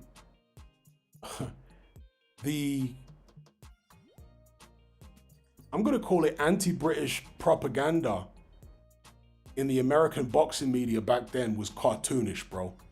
It was cartoonish the way they portrayed any fighter that was from Britain. There was this trope that the American boxing media had back then, where if you're a British fighter, you automatically have got a glass chin. And even if you showed a chin to the contrary of that, if you actually showed to have a good chin, they'd still find some way to say, no, you actually got a weak chin because you're British. British fighters can't take a punch. And when an American fighter had a glass chin, they would say, oh, no, he doesn't have a glass chin. So Michael Moorer, for example, always had a glass jaw. But somehow he never got tagged with that label the way Lennox Lewis did, because Lewis was just said by the Americans to have absolutely no chin. I'm telling you now, Lennox Lewis always had a much better chin than Michael Moorer. Way better chin than Michael Moorer. To be fair, they did used to say that Tommy Morrison had a glass jaw, but with Michael Moorer they never did, which always baffled me. Because if anything, Michael Moorer's chin was worse than Tommy Morrison's chin. But yeah, like, Lewis was a tough sell in the UK because he had a Canadian accent and didn't really come across with British sensibilities and whatnot. And he was a tough sell in America because America was just so insular back then, and they were not willing to, maybe they had a superiority complex as far as their boxing. And whenever they would discuss British heavyweights, it would always revolve around glass jaws, tea and crumpets, stiff upper lip, you know, like the British tropes and stereotypes. Yeah, that's what they would do in the American boxing media. It was all tea and crumpets and the Queen and being a British fighter in the American boxing media back then was synonymous with basically being soft and chinny. That was their whole thing. So how do you sell Lennox Lewis in America in that environment, in that type of climate? Do you know what I mean? So he was a hard sell in America and a hard sell in the UK. I think, long story short, they did as well as they could with him from a promotional perspective. Yeah. They did as well as they could with him. It was a hard sell. Big up Matt for the super chat. He says, people also didn't like Lennox because they thought he was a fruit, unfortunately, from leaked stuff from outlets. That was another thing, yeah. People thought he was rainbow. And I don't dismiss the possibility that he was, because I heard stuff. Do you know what I mean? On the grapevine. Was it true? I can't guarantee you that it was, but I heard stuff. Like in boxing circles and non-boxing circles about Lennox Lewis, so I don't know.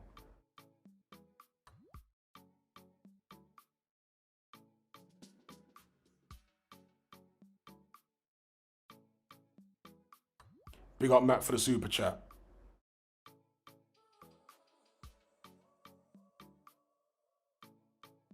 The narrative on Lennox Lewis started to change after the Ray Mercer fight, because he went in there against Ray Mercer, who was a proven tough guy on the American heavyweight circuit, who had an iron jaw, who was very rough, could punch a bit, and was just a real good scrapper. And Lewis went toe-to-toe with him for 10 rounds. And although the decision was somewhat contentious, a lot of people felt that Mercer should have got the decision. It wasn't like a horrible decision. It wasn't like a robbery or anything. But a lot of the American boxing writers and the public were surprised that Lewis was able to go toe-to-toe with Mercer like that. Swap shots on the inside. And the fighter that was hurt the most in the fight was actually Mercer, who was hurt more obviously. Mercer was hurt more obviously in the fight than Lewis was. And that was a surprise, because Mercer's the guy that's got the iron jaw. Lewis was supposed to be the guy that had the glass jaw. And yet it was Mercer that appeared to be more affected by the shots. So after that fight, begrudgingly, a lot of the American media started to have a bit more respect for Lewis, because they saw that he wasn't soft, right? He was able to go toe-to-toe with a tough guy like Mercer in a real slugfest. And he didn't get knocked out, he didn't go down, he didn't quit.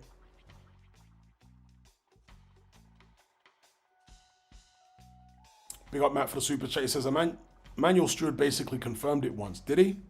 That Lewis was Rainbow? Wasn't aware of that. What did he say? Big up Super for the super chat. He says, Hatman, what's your top 5 movies of all time and why? It's really difficult to pick a top 5 movies of all time because that list will change because I like so many movies, but I'll just give you 5 of my favorite movies. I'm not saying these are the top 5, but they're among my favorite movies of all time, all right? I'll give you 5. Gangs of New York. And the reason Gangs of New York is one of my favorite movies of all time, I just love Daniel Day-Lewis. I love all the performances, from Daniel Day-Lewis to Liam Neeson, to Leo DiCaprio, to Brendan Gleeson, even Cameron Diaz. I loved all the performances in the movie. I loved the aesthetic of the movie, 1800s New York City, with all the different gangs and whatnot. I love the fact that they actually built a huge set and it wasn't all CGI. There was some CGI, but most of it was actually a huge set. So I like that. And I just like the story. I like the acting. I love the dialogue. There are so many memorable lines from Gangs of New York. So, yeah, Gangs of New York has got to be up there. One of my favorite movies of all time. I never get tired of watching Gangs of New York. That's how you know it's one of your favorites, right? When you never get tired of watching it. So Gangs of New York is definitely up there. Pulp Fiction is one of my favorite movies of all time as well. I love Pulp Fiction. Again, fantastic dialogue. For me, that's still Tarantino's greatest ever work. Funny, memorable characters, great one-liners, you know, and it's got this kind of irreverent 1990s California humor running all the way through it. It was a game changer. See, today, if you watch Pulp Fiction today with a fresh pair of eyes, not having grown up in the 80s and 90s, then you probably won't appreciate Pulp Fiction the way that people of my generation and older generations did. Because trust me, you didn't have gangsters behaving in movies the way that they did in Pulp Fiction. You know, when they're having these throwaway conversations about Royale with cheese and buying beer in the movie theater in France and stuff like that, or Amsterdam. Having all these casual conversations before they go in there and do a hit. You just didn't see that in gangster movies. Yeah, gangsters were serious all the time prior to Pulp Fiction. In every scene, the gangsters are serious and they're tough and they're bad. Whereas in Pulp Fiction, it showed gangsters as being very normal. And there's a part in Pulp Fiction where at the start of the movie, Jules and Vincent are about to do a hit, right? They're about to go into that apartment and kill those guys. And they're talking about the foot massage and all that stuff. And Jules, played by Samuel L. Jackson, then says to John Travolta's character, Vincent Vega, come, let's get into character. So they go from having this casual conversation, and he says, let's get into character so we can go and do this hit. Yeah, so it was a game changer in terms of the way that cinema portrayed gangsters. And that's why it was so iconic and impactful at the time. Even now, I think it holds up in terms of like the dialogue and the humor and all the other stuff in it. But in the context of the time, it was even more striking in how different it was. So Pulp Fiction is up there. Gangs of New York is up there. The first Matrix movie is up there. What else can I throw in there? Jaws. It's always been one of my favorite movies. And there are just so many. I can't pick a definitive top 5 right now, but I'll just give you 5 of my favorite movies in no particular order. Yeah, the first Matrix movie, Gangs of New York.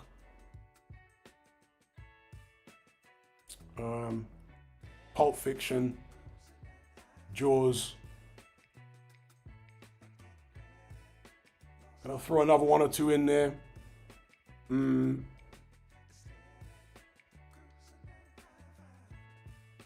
want to say the first Alien movie might make my cut, might make the cut somewhere in there. I really love that movie. The aesthetics of it, the atmosphere. For me, in the Alien franchise, the atmosphere in the world that Ridley Scott created for that first movie has never been rivaled. James Cameron went in a completely different direction with Aliens, and it was still a great movie. But I just preferred the aesthetics of the first movie and the atmosphere and the world. It was just far more haunting and spooky, you know? The planet of LV-426 has never looked better than it did in that first Alien movie, you know? The planet didn't look anywhere near as good in Aliens. And James Cameron actually admitted that. If you listen to the director's commentary for Aliens, he says that he attempted to replicate or whatever what Ridley Scott did with the planet in the first movie, but he conceded he's just not as good at that type of thing as Ridley Scott is. So yeah, Alien will be up there as well. And another one might be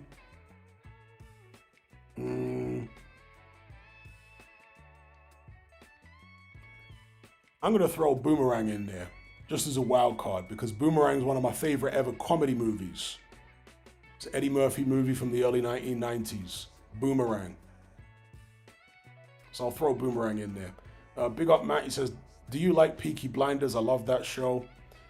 I never really got into Peaky Blinders, to be honest. My ex-girlfriend used to watch it, but I never really got into it, to be fair. Never really got into it. Big up Matt for the super chat. Never got into Peaky Blinders. But I do quite like Cillian Murphy as an actor. I do quite like Cillian Murphy. Big up Abdi. Definitely a Somali. Big up Abdi. He says, have you seen Don Charles' interview with Radio Raheem on Seconds Out about Dubois? Dubois and Stan were ruthless. Oh, is he spilling the beans now?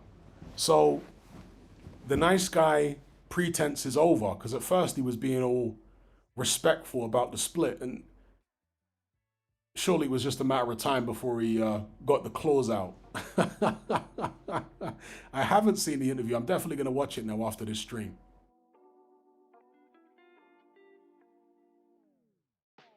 Matt says, watch it again. Stop lying. I'm not lying, bro.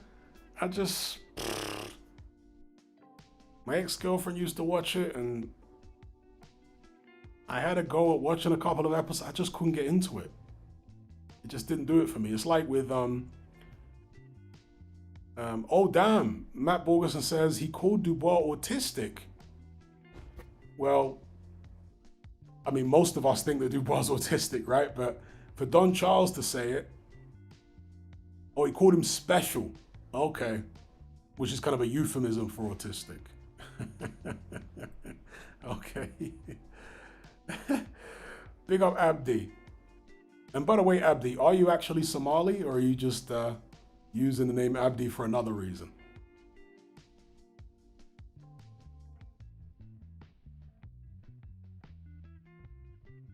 Have I seen Top Boy? Yeah, I've seen Top Boy.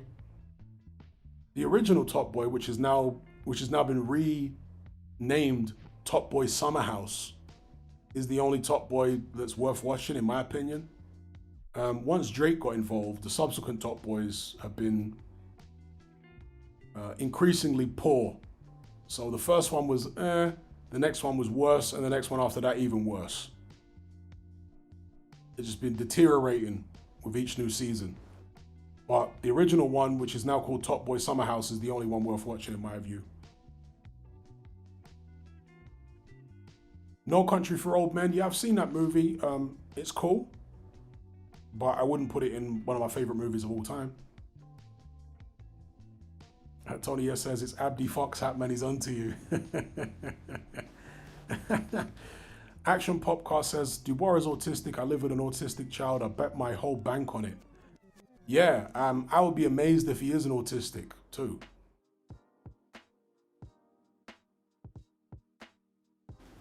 Abdi says, no, actually Somali, not Abdi Fox, I promise. Do you mean you are actually Somali or you're not actually Somali?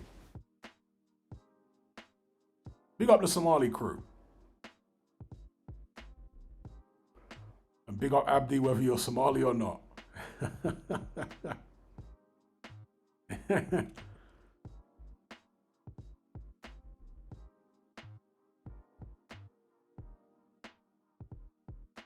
Andy Hall says, I saw a headline yesterday saying Dubois fighting Sanchez to get a third shot at Usyk. Who wants to see that though? Well, it presents an interesting dilemma, doesn't it, for Usyk? Because yes, Dubois has apparently accepted the final eliminator against Frank Sanchez because loads of other fighters declined it, including Atama. So the IBF kept going down the list. Dubois accepted. If he beats Frank Sanchez, he gets another shot at the IBF title. But would Usyk want to do it? He's beaten Dubois twice. Usyk might actually prefer to relinquish the IBF belt rather than fight Dubois for a third time because it's a pointless fight. It'd be impossible to sell that fight, and there's literally nothing in it for Usyk. Big up KB for the super chat. He says, didn't get the notification. Big up Hatman and big up KB.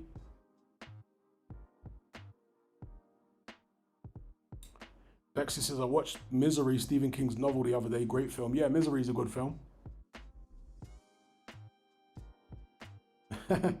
Matt says, you love Don Charles. How haven't you watched this yet? I'm definitely going to watch it now. You can be sure right after this stream.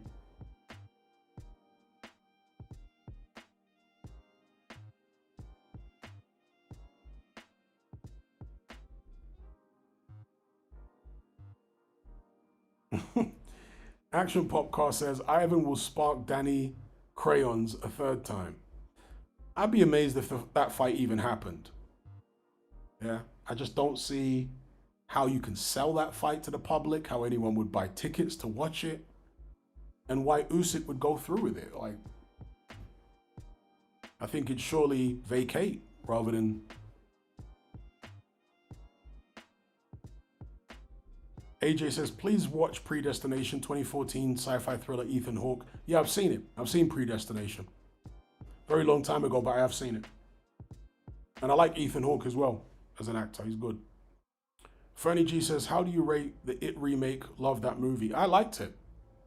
I had a friend who absolutely hated the It remake. He said it was terrible. But I watched it and I thought it was pretty good. Yeah, I like the It remake.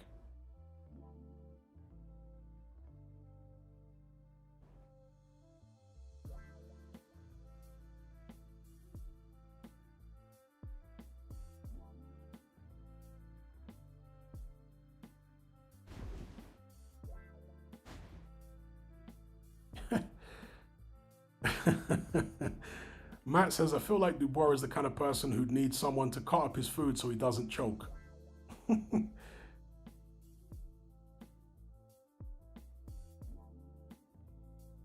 Tony S says, who remembers Don Charles starting on Peter Fury at the Chisora Fury press conference? That was jokes. I actually don't remember that.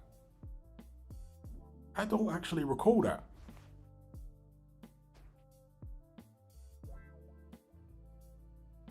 What I do remember, though, was Derek Chisora starting on Shane Fury. I remember that. Derek Chisora and Shane Fury were going back and forth. And apparently Shane Fury offered Derek Chisora a bare knuckle. And they were supposed to meet up and actually do it and whatnot.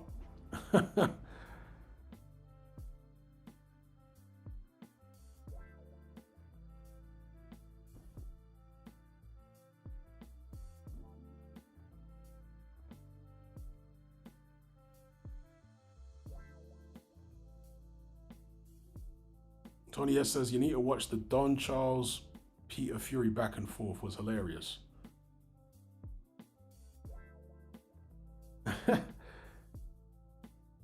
Matt Borgerson says, do you think Don Charles flexes in the mirror before bed every night? I think there's a good possibility. The best way I can describe Don Charles is overly emotional and pompous. He's a very pompous man.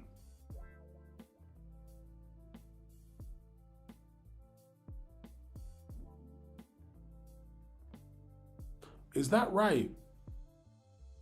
Someone says that Shane Partridge fought Fraser Clark in the amateurs. Is that right? I never even knew that Shane Partridge had an amateur career.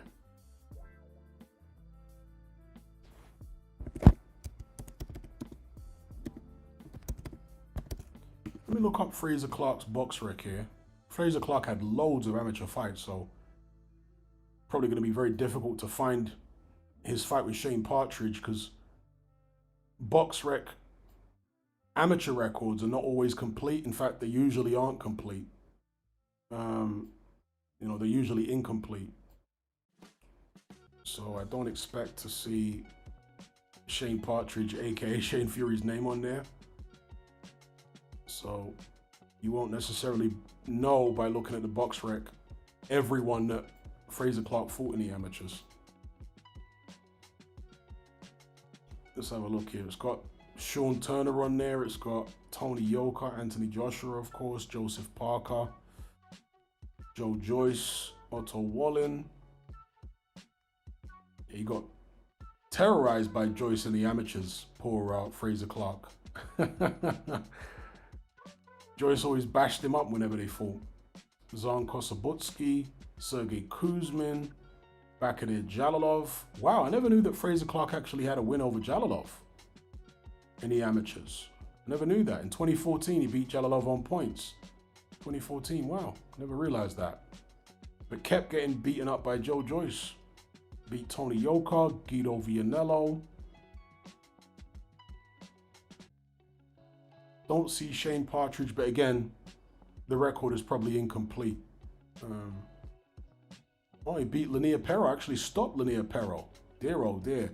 I think that gives us an indication of how good Linnea Pero isn't, right? The fact that he got stopped by Fraser Clark in the World Series of Boxing. TKO'd.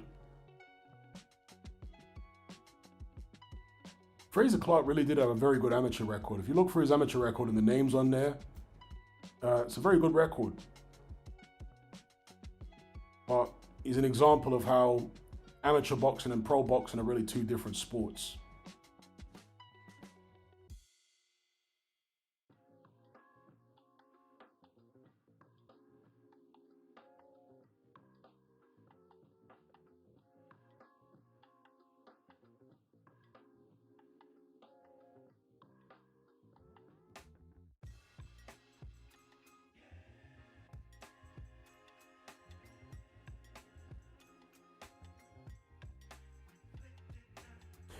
All right, peeps.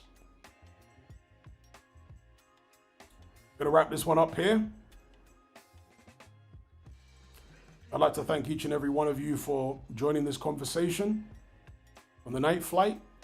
Hopefully you've enjoyed it as much as I have. I'd like to give a special shout out to those who donated via Super Chat. They were Matt Borgerson, Adam Fawkes, D-Man, Super, Abdi, KB, Matt Borgerson with another super chat here says, Xander Zayas unifying with Abbas, dangerous fight.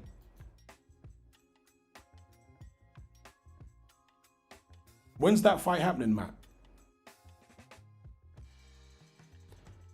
And I apologize for everyone else who's super chat here. I haven't reread here, as in the name, because my YouTube dashboard here, my streaming dashboard, is not showing me all of the previous super chats. So I do apologize for that.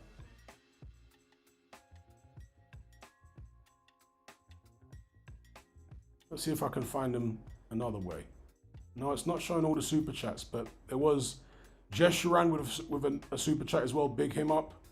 It's not showing all the names, unfortunately. So I do apologize for not calling the names of the super chatters out again.